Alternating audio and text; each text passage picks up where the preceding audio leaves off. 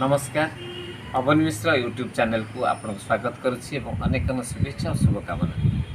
आज जो प्रसंग अच्छी पत्थर मूर्ति समस्ते मूर्ति को देखी से मूर्ति जितेबले मंदिर उपर भागरे स्थानित होता है बा निर्मित होता है ताकू कहीं पूजा करती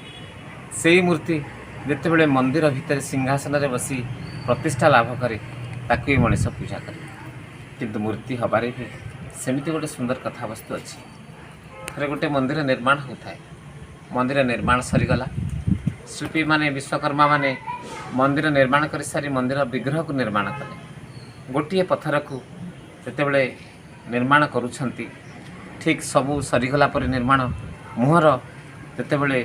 कार्यक्रम करुथांती मुह को बढ़ुथांती सेतेबले नाकटी खंडिया होगला एवं जितेबले नाक खंडिया होगला से पत्थर मूर्ति अलड़ा होगला एवं आउ गोटे पत्थर मूर्ति को पुणी कारीगर बढ़िले से पूरा सुंदर भाव में प्रतिपादित हेले एवं से मूर्ति प्रतिष्ठा लाभ करी पूजा पाइले।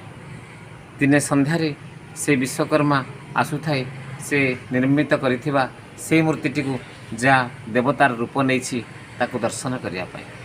कि जितेबले मंदिर भीतर को जीवा को चेष्टा करती विश्वकर्मा सेतेबले तले पड़िथिबा से जो पत्थर मूर्ति अर्ध निर्मित जो भांगी जाइथिला नाक एवं तले से पड़ी सी आ मूर्तिर रूप नहीं पारला नहीं बा देवीर रूप नहीं पारला नहीं। से विश्वकर्मा को पचारुची टिके रहीजा विश्वकर्मा तमे मते तो गढ़िल ताकू भी गढ़िल हेले मते ये शीत काकर खाई पकई देवाई कहीं चेष्टा कल आ ताकू नहीं मंदिर में प्रतिष्ठा कल कहले देख मु तुमको गढ़ी देवी रूप मु गढ़िबार कौन व्यतिक्रम नाला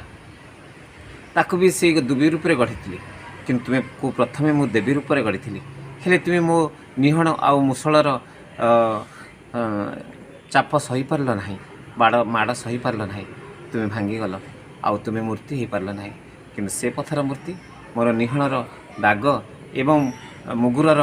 माड़ खाई खाई से सह्य करी से सुंदर स्वरूप पाइला तेणु से देवी हो पाला।